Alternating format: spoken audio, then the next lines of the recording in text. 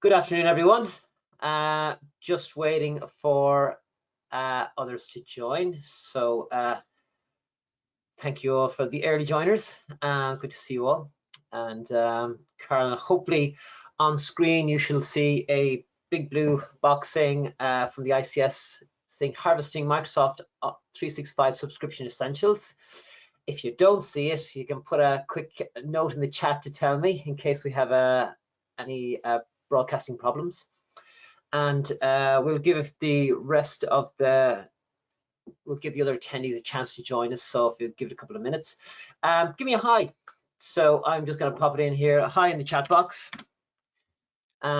So please give me your hellos and where you're calling in from. If it's in Ireland, you can put in the county, or if it's in outside of Ireland, it's the country. All right, so I have to get your fingers moving now. So yes, we're filling out nicely here. Lots of attendees coming through.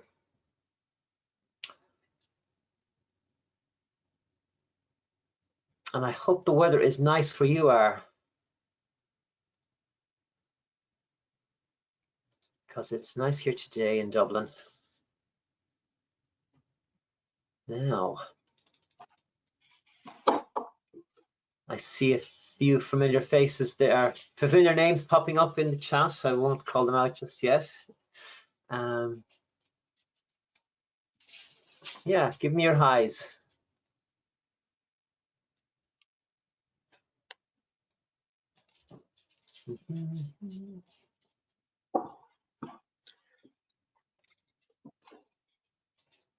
How are things with you, Carl? How's the weather? Good, not too bad now. It's nice and warm. You're in Navan now, aren't you? Nice. Nice, Yeah. excuse me. Yeah. Very different places. All right. So we're going to shirt memo, Pierce. I think we nearly got the same type of shirt on, have we? Yes, that's the uniform. Management school uniform. ICS insisted on a blue and red check. It took ages to find it, but I did. All right, I think we're nearly there. We certainly got enough people to listen in, so I think we shall get ready to start. So if anybody has comms issues, just difficulty listening to us,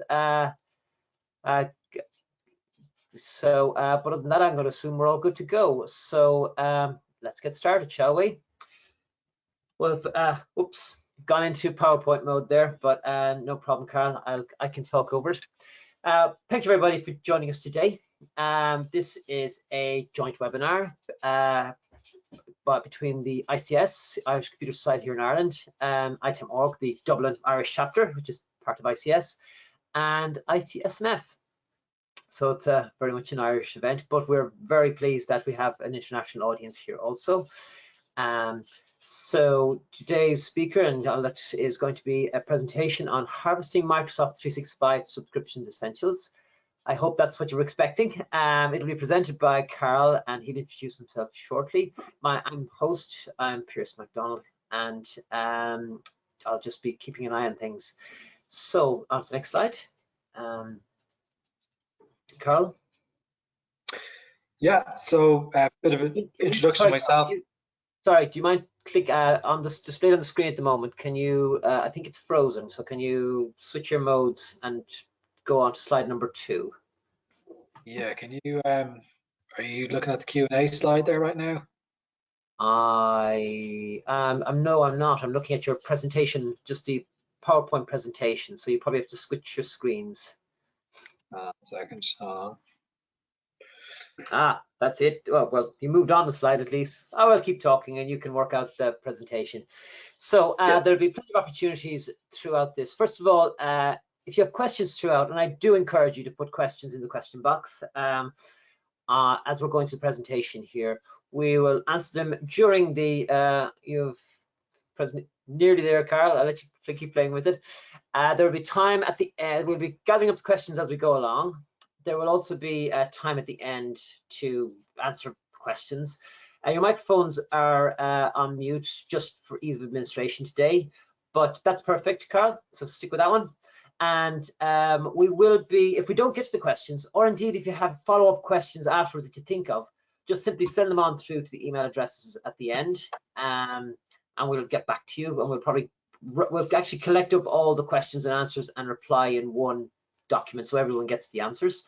And then this particular slide deck and recording of this presentation is available to the ICS and ITSMF members on the website. But don't worry, we will also be sending out to the attendees PDF of the slides and actually some extra collateral that Carl has brought along as well, some freebies.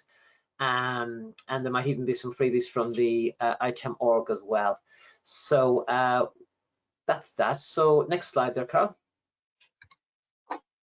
So just to recap on myself, Pierce McDonald, I'm a senior manager with EY, and I'm the chapter lead here in Ireland for ITAM org, and I'm also part of ITSMF. And I have quite a lot of experience in IT asset management, in particular software licensing, but it's not me you're listening to today, it's my colleague Carl. Over to you, Carl. Cheers, thanks Pierce. So my name is Carl O'Doherty. I'm the principal Microsoft licensing consultant here at Version 1.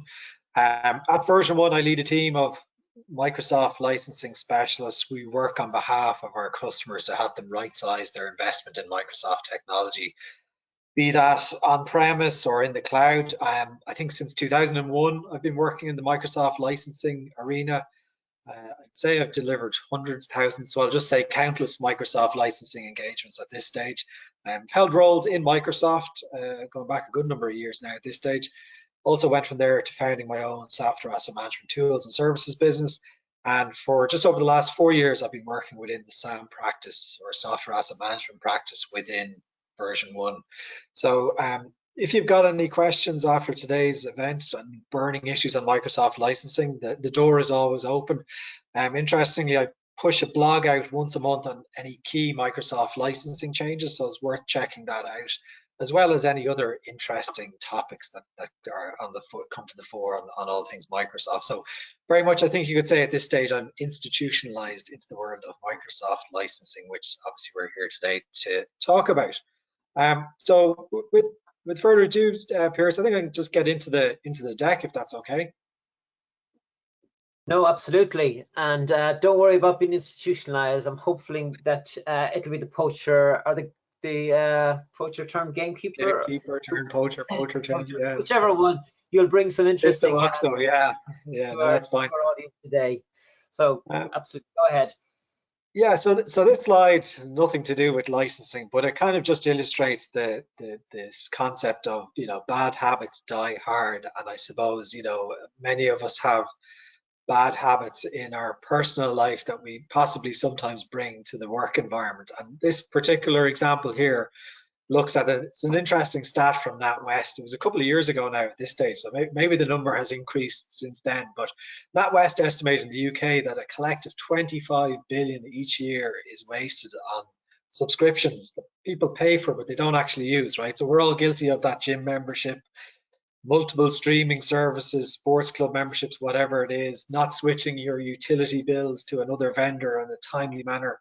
And I always kind of wonder, are these types of bad habits that we have in our personal life from an asset management perspective, and as we see the prevalence of cloud computing, are we bringing some of these habits now into the workplace? And I can definitely say, when I sit down and work with a customer or an organization that hasn't fully developed their software asset management strategy or FinOps strategy, we definitely see a lot of waste in or financial waste within their Microsoft estate when it comes to SaaS or IaaS or PaaS for that matter.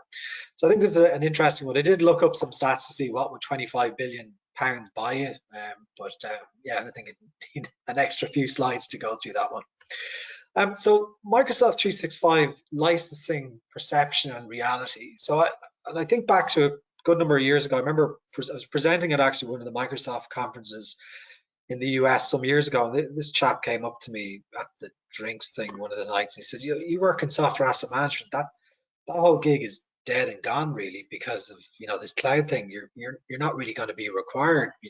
This stuff is just going to manage itself. And I think there's a perception out there that, you know, Microsoft 365, as we're here to talk about today, is, you know, it's a dynamic, it's a flexible licensing model. It allows you to, you know, as I say, pay as you grow or pay as you slow. And license management is definitely a lot easier. But, you know, it comes with a whole host of other headaches that, you know, things that you probably wouldn't have really considered in the on-premise world. So, you know, managing license buffers, tracking those inactive licenses or users, consumption of non-named user accounts using full fat licenses. Software license compliance is still an issue, right? So some people think that cloud equals license compliance. That's not necessarily the case, right? So depending on the blend of 365 subscriptions that you have in your estate, some of the features of some of the suites might be enabled at a tenant level. That could actually create some license exposure within your estate. Will Microsoft audit that in the future? Maybe. Will they turn it off and leave your organization exposed to an unforeseen expenditure where there's a loss of functionality? That's also likely, right? So we've seen some of that happen in the dynamic space in the last couple of years.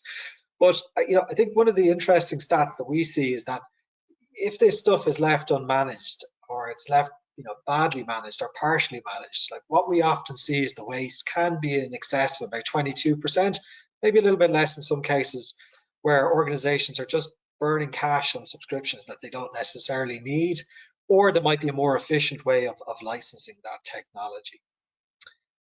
So it's kind of coming back to the point I made earlier on, you know, traditional versus public cloud. And when we look at, you know, how we would have purchased software in the traditional on-premise world, you know, you bought a license for Office or any of the productivity servers like Exchange, SharePoint, etc.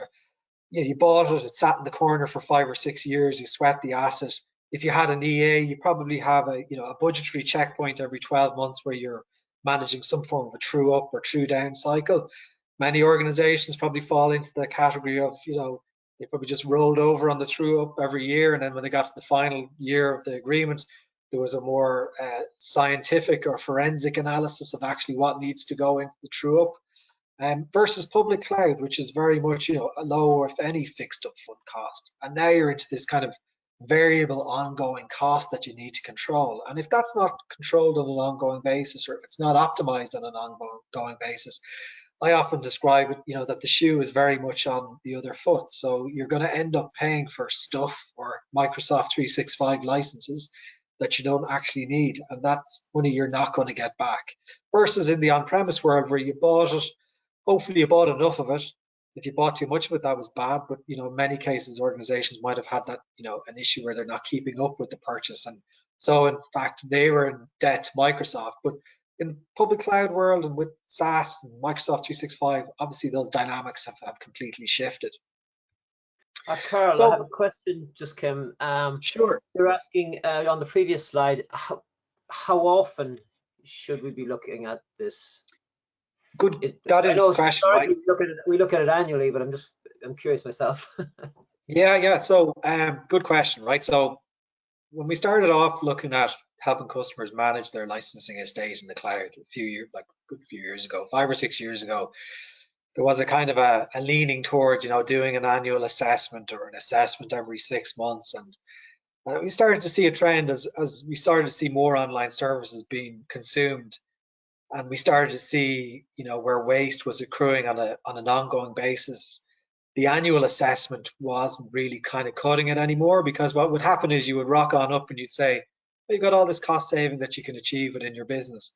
But actually, a lot of that cost saving could have been achieved on an ongoing basis instead of letting it accrue and then going at the end of the year, I'm a real hero, I can get rid of all these licenses now at the end of the 12-month period.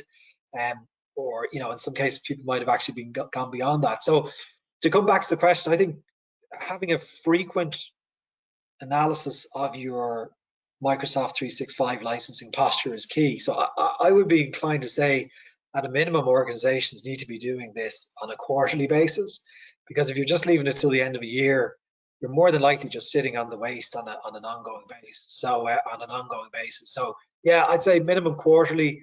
If you can get into a monthly rhythm, even better, but definitely quarterly. Okay, I suppose it comes down to how much you're spending. If it's $1 million a month, then you may want to be watching it on a monthly basis. But if it's if it's slightly less, you might be it's no, thank you.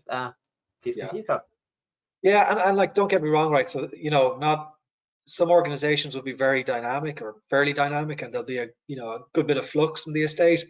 Some organizations, given the nature of their business, might be quite static, right? So you could actually be kind of reinventing the wheel and trying to put something in place that is too proactive.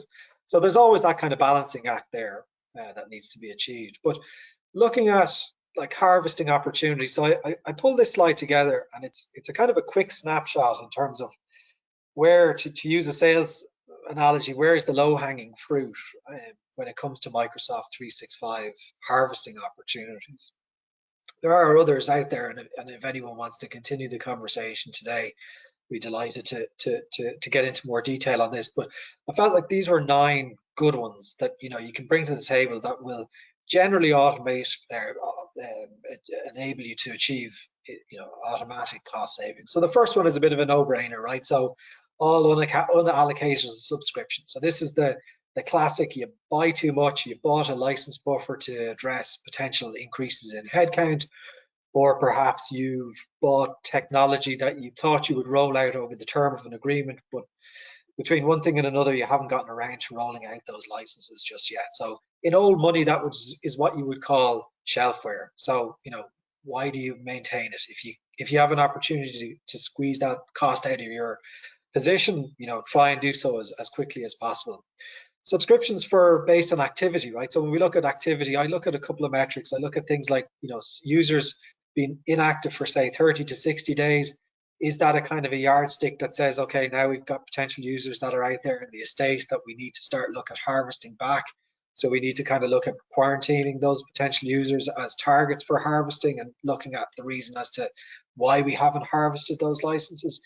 For organizations that aren't actually proactively on top of this, we often see situations where, say, subscriptions will be inactive for users will be inactive for say 60 days or more, but they're not disabled in AD or Azure Active Directory. So that not only poses potential risk around financial waste, but also can throw up red flags around has somebody left the business and their user account hasn't been deactivated. They're not using M365 services anymore, but they could in theory still have access to it. But always, when you start to look at that 60-day plus metric, that's always a good indicator perhaps that somebody no longer requires a license.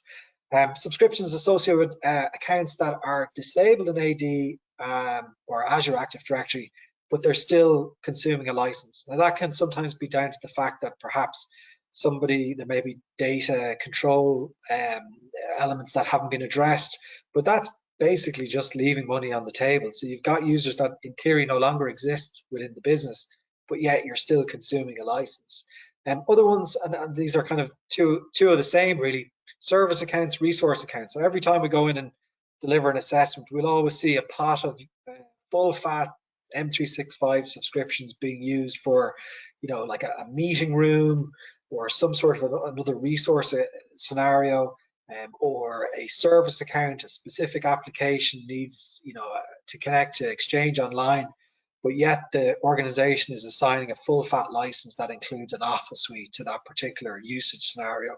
So drilling down into those and keeping control or a tight eye on why a service account or a resource account has access to a full fat license is obviously a key one, and can identify potential. When you describe I'm guessing a full fat license is all of the features of Office 365, Word, PowerPoint, and obviously the meeting room isn't going to be doing too many presentations itself. But what would you be recommending as an alternative? Yeah, so like I would probably just go, oh, it's a user, I guess I have to use this. Correct. Yeah. So there's I suppose the classic one is where you've got like a shared mailbox type scenario where there is the ability to eliminate the Exchange Online costs by using license included features for Exchange. Obviously, there are certain gotchas there in terms of mailbox size, and some of the Exchange Online archiving capabilities wouldn't be the same. So you need to kind of assess the features as to what you're going to get with some of the free alternatives. But that would be one example. There's also like, there's Teams Rooms licensing that can be applicable for certain, shared device or shared meeting room scenarios, which includes, some of the capabilities of M365 and some of the security and compliance capabilities of M365 as well.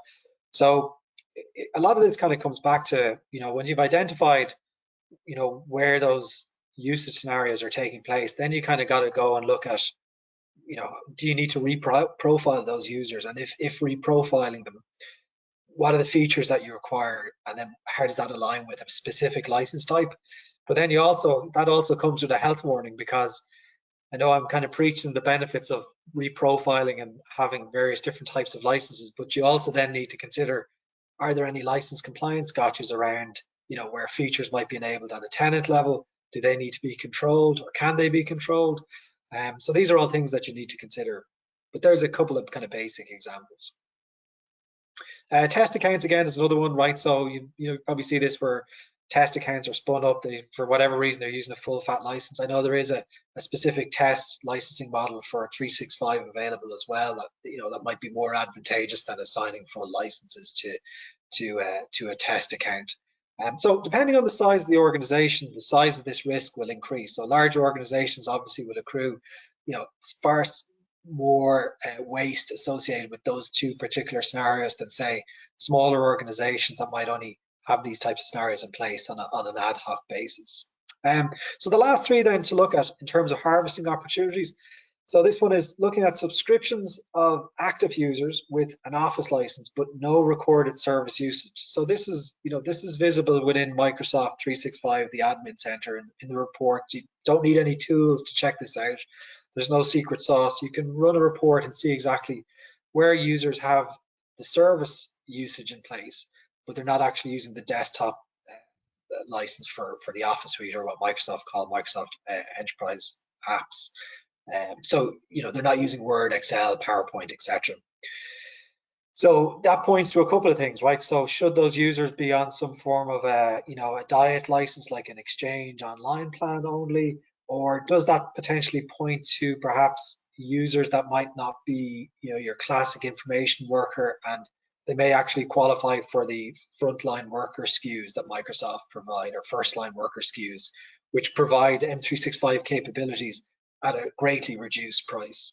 Somewhat similar again, subscriptions. Just on that one there, so when you talk about those non-office workers, are we talking about, for example, if you were, I don't know, had a large warehouse team and they were all trying to they wanted to get company updates and so forth? Is that what you mean by that? Those kind of use? Correct. Or yeah. they have a very large field staff. They're of engineers and they have apps for doing stuff. Is that the kind of scenario you're talking about? Exactly. So I need to be careful now with what I say here. There's specific terminology in the Microsoft product terms. We're all friends here. but to answer your question, right? Yes. So if I take the engineers example, right?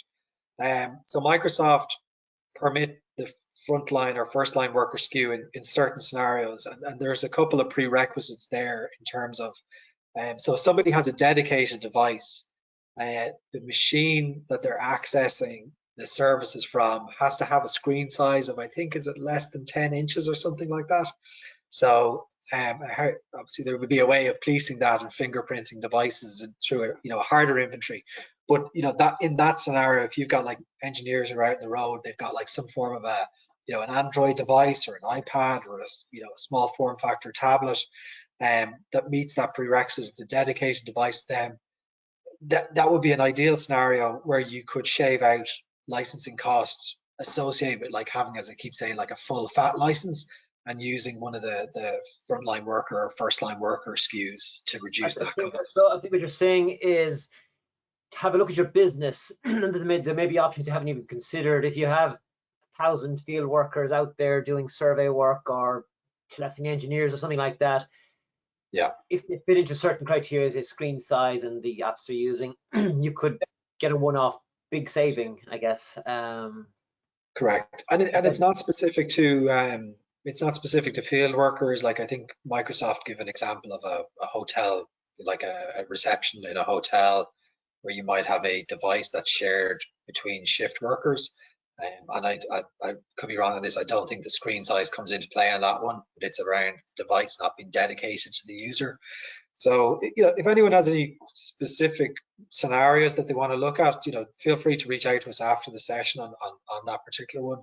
Or, if you want to look at the Microsoft product terms and looking at the online service terms for Office or Microsoft 365, it'll give that, the specific criteria there in terms of screen size and user profile or usage scenarios that would apply.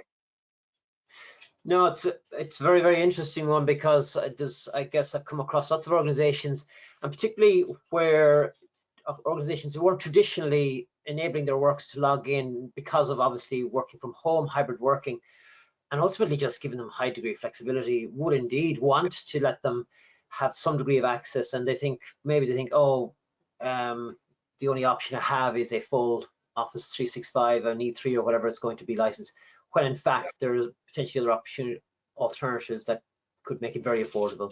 Okay, no.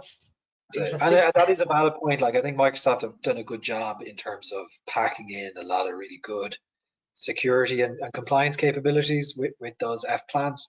So you're not, obviously you're reducing licensing costs, but you're not sacrificing too much functionality at the same time.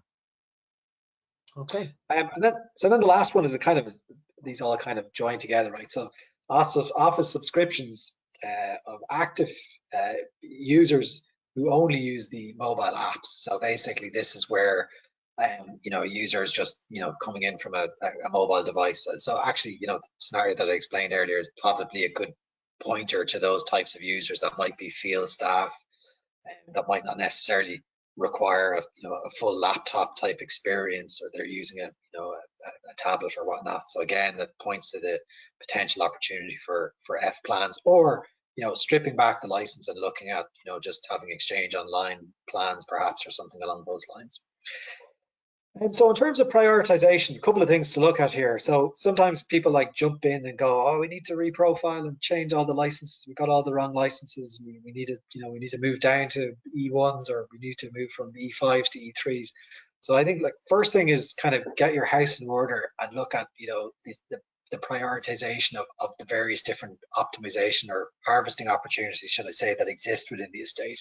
So first one is looking at unallocated subscriptions. That's an easy one. Money on the table quickly and easily can be addressed if there's an opportunity to shave out those licenses from your agreement or true down in the next billing cycle. That should be done with immediate effect. Obviously, some orgs will want to maintain a certain buffer there for joiners and leavers and so forth. So don't shoot yourself in the foot. It's always good to keep a certain percentage, but you don't want to overcook it either. Inactive users, unused licenses kind of speaks for itself, right? So then looking at the estate and looking at figuring out where those inactive users, unused licenses, can they be harvested back for reuse, or is there an opportunity to remove them completely? Or alternative licensing metrics could potentially be put in place, like I mentioned the shared resource option earlier on. Then review non-named user accounts again. The next I've got just a question that may be relevant right now, asking, where do I go to get this info? I know this one.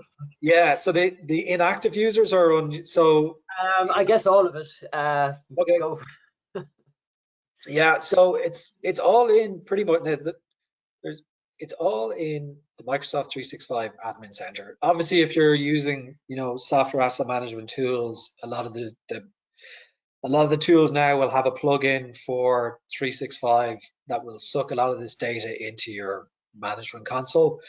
But if you want to get down and dirty in a bit of Excel, it's in the Microsoft 365 Admin Center.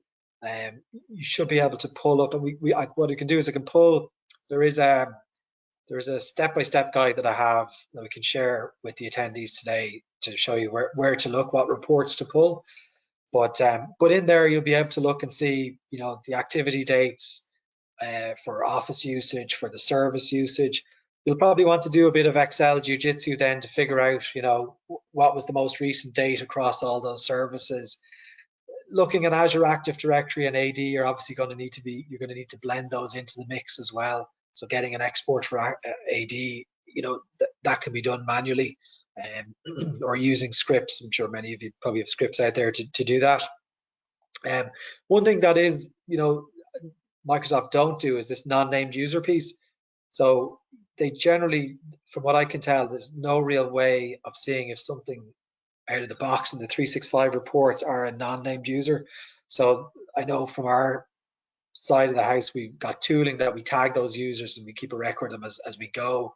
But that can be a little bit of a manual piece of work to try and go in and figure out who's a person, who's not a person, what's a shared account, what's a service account. So that, when you do that first time around, it can be a bit tedious, but once you've done it once, and then you can keep that asset registry up to date of users, or have some markers in Active Directory in terms of attributes to tag specific types of users on an ongoing basis. That can kind of reduce that workload. But yeah, like there's no major tooling required here. A bit of Excel skills and getting into the admin portal will actually show you a lot of where these opportunities exist. I'm getting just a couple of messages saying they very much would appreciate the guide you just mentioned there, so we'll include that in our mail out afterwards. Yep. I know it won't be. It's very much just high level steps. There's no getting away from, as they say, a bit of Excel jiu-jitsu, but it would certainly, I'm sure, would help the audience here to. Yeah. Make and look, the key thing from today is many people mightn't have, like a lot of people have kind of, you fire and forget with 365. There's a lot of orgs out there who've gone into 365 in the last couple of years, and they've probably let it get a little bit messy. It's kind of like the new AD in a way. So like even just in the simple terms, a good starting point is just getting a good old fashioned baseline of the estate done, and then figuring out, where do you go from there? What were the root causes? How do you implement potential automation moving forward to mitigate against those root causes from taking place again? And then the final point, just in prioritization, is the reprofiling piece, right? So, reprofiling is important. It doesn't always work. Sometimes it works, but actually the benefit that you get from it, it's probably going to just add additional licensing management overhead to the estate, and might not necessarily be worth it. But then you've also got scenarios where it is worth it. It's going to drive cost savings, and if it can be done in a way that doesn't create any license compliance issues, it's definitely worth investigating. I guess, Carl, what I'm taking from this here is that there's probably, as you say, there's a baseline, there's a kind of a project up front where you're trying to get everything kind of cleaned up, and then there's going to be either monthly or quarterly or annually, I suppose, but you'll be suggesting quarterly, where they'd weed the garden, where they'd stop it from getting out of control and keep the costs down, basically. Would that be what you're suggesting? Correct. Yeah, absolutely. Yeah. So it's not a one and done exercise, right? Like anything to do with cost optimization in the cloud, I think if anything, when we looked at license management in the on-premise world, we could probably get away with going in once a year, figuring out where all the issues were, fixing them, and then coming back again. But with this, there's a real compelling reason to look at it on an ongoing basis, because as I said earlier on, you don't want these cost saving opportunities to accrue over the year. You want to try and manage them out as you go, because letting them accrue at the end of the year is great, and you can one tick and it's done, and you've saved that money into the next year potentially, or the next billing cycle. But bear in mind, they've probably been sitting there for 5, 6, 7, 8 months beforehand, wasting money, and that's why it's important to to do that recurring piece. So as I said, baseline, figure out the root causes, look to see is there an opportunity to implement automation to allow you mitigate against these risks in the future, and also to allow you track and manage it, right? But then again, in some cases it can come back to, well, actually, the estate isn't overly complicated. We could probably just refresh, do a bit of Excel, and that'll kind of keep us on the straight and narrow as well. But for large organizations, you probably want to be a little bit more kind of dynamic than that. Than that. I guess it's once you get a sense of how much money's involved, and if you're suddenly seeing that your savings are turning into significant savings each month, there's probably an incentive to keep doing it every month. Whereas if the savings are, because it's always that effort versus reward mix. So you might say, I might actually do this every 30 months if you've accumulated enough savings to make the job worthwhile. Yeah. Okay. Totally. So next couple of slides, I'm going to kind of look at the data control, data management side of things, because I suppose that, when a user leaves an organization, there's now a critical piece or there's a range of activities that need to be carried out to ensure that data is controlled and preserved in the right way.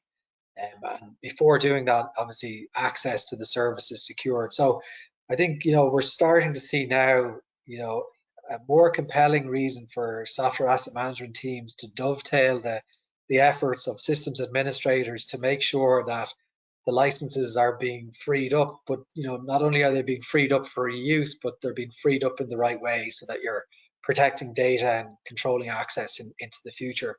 So there's a couple of fundamentals here, right? So the first thing is you want to look at ensuring when somebody leaves is the access to M365 services and any associated data is secured. That kind of goes without saying, but sometimes HR can have a tendency to not tell you that people have left the business. And it's interesting when we do these baselines and we sometimes look at qualifying the user count, we'll see IT come back and say, God, that guy's left the business like 2 months ago and he's still logging into SharePoint or he's still logging into Exchange. Pretty scary stuff when you consider the risks that could potentially bring.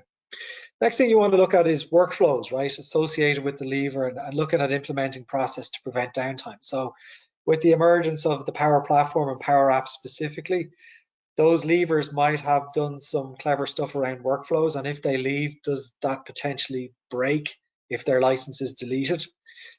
You'll also need to look at preservation of the data, right? So there's going to be operational and legal reasons out there now that a lot of organizations will need to preserve data in the right way so that it's available for future use. So in effect, steps 1 to 3, they enable what I would say the clean harvesting of licenses for reuse. So some organizations might be very lucky in that they can just, someone leaves, take license off and don't worry about the data. And in certain cases, maybe there's certain roles that there is no data preservation requirements there, and that's pretty straightforward. But one of the things that I'm actually starting to see is that in some cases, because of the need to preserve data in the right way, it's almost becoming a bit of a blocker sometimes to removing a license, because people are like, okay, we've got to control the data. Well, before we do that, we don't want to remove the license because we might see that data being deleted within a specific period of time. So you've kind of got this situation now where, without automation or without proper process in place, it's almost kind of becoming a blocker for removing licenses. So which is an interesting scenario we see emerging.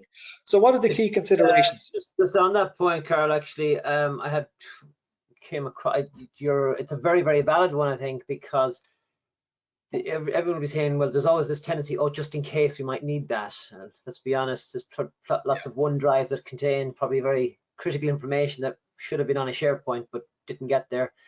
And there's also, I guess, scenarios as well. I know one I came across in an organization was where you had people on maternity leave or on leaves of absence for a year, and you'd be there looking going, oh, are they not a user? We'll release that license only to find out actually they're coming back later. So I think having a bit of a checklist or a policy as to here are the things you check with HR gives everyone confidence when they go to release that license.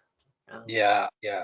Look, it all comes down to having a well-defined policy document and clearly defined plan. And like I have seen some clever stuff done with HR systems and having automation around those systems so that there's allocation, deallocation of licenses. That's probably on the more kind of advanced side of things, but yeah, absolutely. You need to kind of look at all the scenarios, look at what are the services that are being in use, and how should data be managed from those services once a user leaves, and how should the license be treated as well, right? But key considerations, as I was saying, so service access goes without saying, right? So first port of call in the license harvesting journey, disabling access, right? So the first thing you want to do is look at the admin portal to disable access as a route. A couple of things to call out on this one. I think it takes about 24 hours sometimes to take effect. So one of the recommendations we would say is looking at using perhaps PowerShell to force that password reset. Using that approach is basically going to have an immediate impact. It's also going to give you the ability to force sign out of devices, so providing another layer of security and control. You might want to look at blocking Azure Active Directory as well at the get-go. Key reason for that is obviously it's not just going to limit access to services in 365, it's going to limit access to a whole broad range of other services. You're also going to, and this kind of where really kind of falls into the planning document that you mentioned, Pierce. So you need to assess like what's the impact of removing a license, right? So once you remove a license, it activates a countdown to deletion. Those of sort of say user data or resources linked to the license. So my understanding is that those deletion times will differ per by service, should I say? So again, that's where kind of you need to look at each of the different services in silos and figure out, what's the strategy around managing data from those individual services. Because with that countdown clock, there is a risk that you see data deleted. And it's not accounted for, and then later date you go and look for it and it ceases to exist. So one of the things that I would kind of recommend doing in a perfect world would be look at are there ways to possibly manage the data before the license is removed in a perfect world. Maybe that's not possible. It's a very good point. I know my own organization, they actually, how to say, they've designed it in from the beginning that they can easily disable a subscription. And they, like, for example, they don't allow data to be stored on private OneDrives, or they would strongly discourage using your email as a repository of data, to the point where they'll be giving you little note reminders every now and again when you max your disk. The point being that at any point we won't lose data if suddenly a person leaves the organization. So they're kind of designing it in from the beginning with the view to, we want to be able to easily release the license. We don't want people creating what I didn't know about, I didn't even think about, was those Power App dependencies. And you're quite right. You could have a very important piece of functionality tied to one user.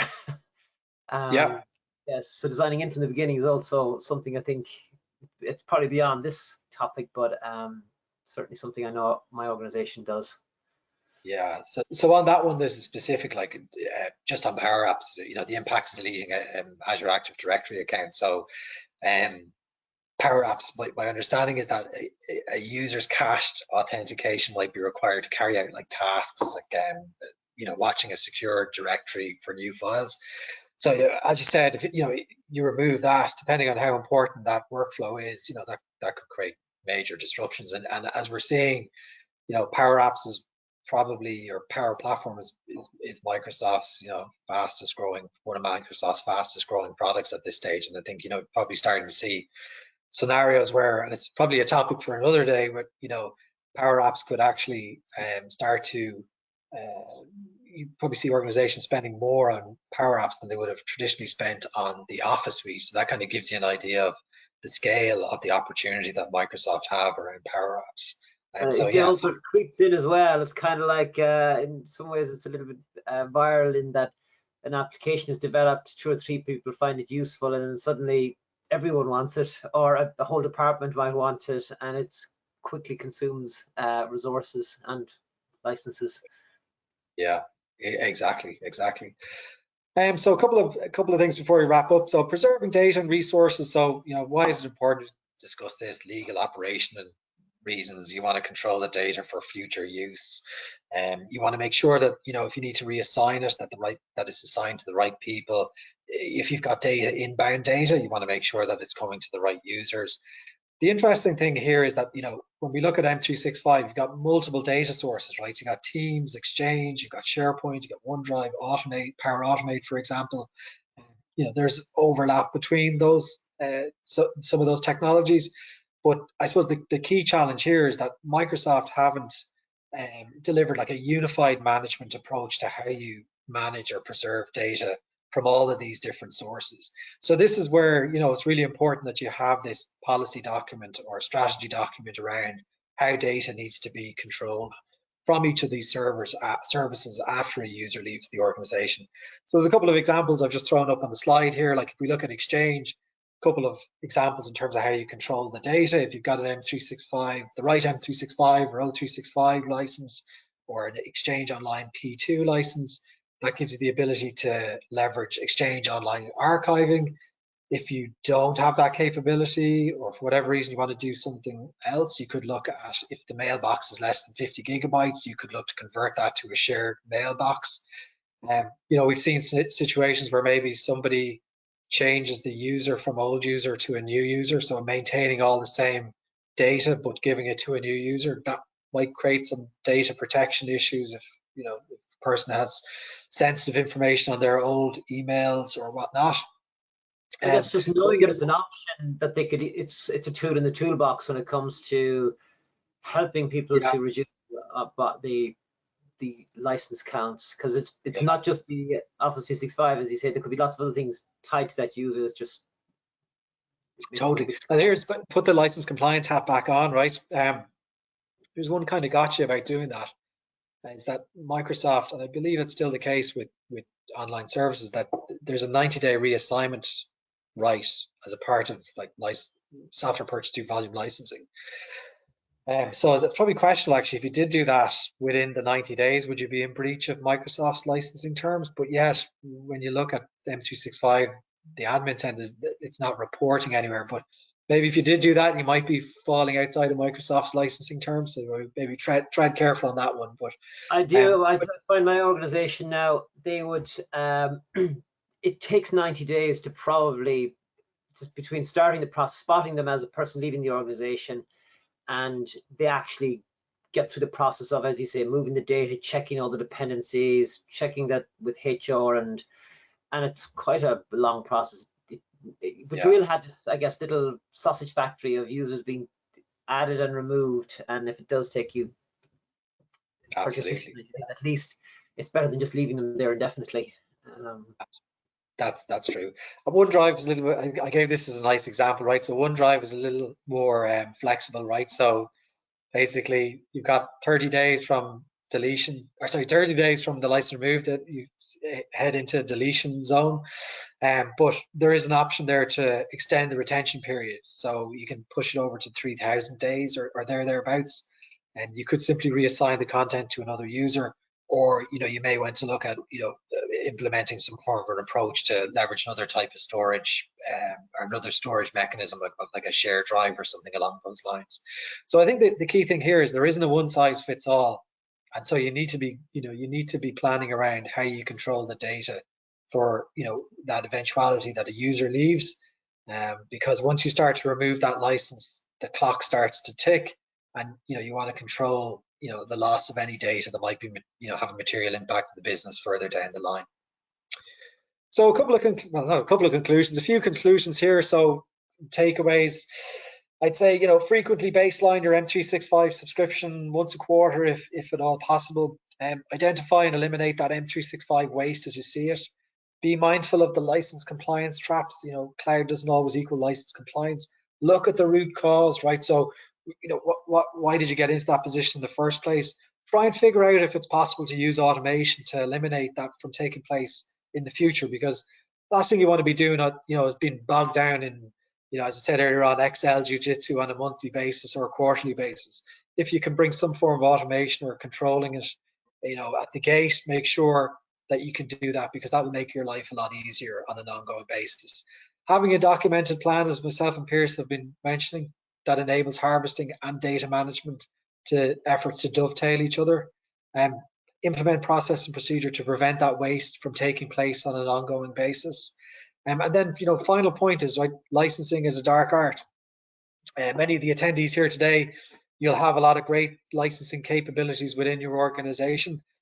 Many organizations won't have the time or resources to stay up to date on Microsoft licensing. So, if there's a shortfall in skills or a lack of time within the IT organization or finance to help manage this stuff on an ongoing basis, do look to leverage some form of third-party support to help you stay on the straight and narrow. So that concludes all my slides. I have one other thing just want to push out here for all attendees here today. If you want to reach out to us after the session, we offer a cloud license compliance spend health check, where we go in at zero cost, should I say, to help identify where some of these initial cost saving opportunities may exist within your Microsoft Cloud estate. So it's a low touch engagement that actually provides some pretty good outputs, particularly for orgs that haven't gotten control of their cloud expenditure, or haven't put in place a well-formed software asset management program or FinOps program within their estate. So a really good starting point to figure out where is the opportunity to save some money within your M365 estate, as well as your Azure estate today. So do feel free to reach out to us. We're delighted to give you some more I think we'll be pushing that one out, Carl, anyway. I think you've as part of the pack at the end of this particular out to the audience, if you can include it there. Yeah, absolutely, that'd be great. Yeah. A couple of resources here. So we're always putting out content on all things Microsoft. I threw together just a few webinars, white papers, and so forth on all things Microsoft licensing that have an interdependency with M365. Giving them homework, Carl. Yeah. But if you want to something to put you to sleep tonight, there's plenty of material there. But yeah, some really useful insights there. We're at the coalface of this stuff on an ongoing basis. So, it'll give you some really good insights and tips and tricks that you can bring to your business today to help reduce your Microsoft licensing spend. So I think that pretty much concludes things, Pierce, unless you've got any more questions there, or you want to add anything else to the wrap? I've got a couple of we definitely want to. Vincent's been very patient with this question here. Carl, I'll say this verbatim and hopefully I get it. You mentioned testing licenses. What are the rules around that for specific test users? Is there a way of reducing costs? Do you have to go buying an E5, or what are potential options there? So I can send the SKU directly to Vincent after the session, but so obviously with 365, it doesn't differentiate. So if you're looking at your tenant, it doesn't differentiate between a test user and a regular user, right? It isn't like, say, the on-premise world where you could have like an MSDN subscription or Visual Studio subscription, and you could install non-production or use non-production rights for productivity tools like Office and so on. So what ends up happening is you end up using a full FAT license in that scenario. There is a specific Microsoft 365 non-production dev test licensing model that I think it was launched not so long ago. The specific name of the SKU, it escapes my mind right now, but I can quickly dig that out and send it over. So that allows you to, at a reduced rate, do dev test on all things M365 without accruing a full licensing cost. There are going to be some gotchas on that. Like I believe it'll have its own tenant, so I don't believe it'll allow you to test within your own tenant. I could be wrong on that, but I don't think it does. But again, what I can do is I can dig that out and send over some information. Excellent. And I'm just wondering now, first of all, now's your chance to ask questions. So please send them through. I'm monitoring the little question box here, or I better check the chat channel actually in case they've been going in there as well. So hang on, I scroll up through here, and so I think you've covered most of it. What we'll do is we'll send out an email afterwards just with some supporting material. There'll be email addresses in it. You can get me anyway at you can just email the email below, or Carl, I'm guessing yours is carl.o'doherty@version1.com, and but we'll email out to you. And I think that is it for today. If there's also additional topics in this area you'd like us to cover in the future, also please let me know. We're always want to hear what you, the ITSMF and ICS members, want from a content perspective. Make sure we're providing it. So on that, I propose we close up for today, and hopefully you've got a few extra minutes to get lunch wherever you are. With that, thank you very much, Carl, and thanks, Bruce. We'll leave it there. Thank you, everybody. Bye.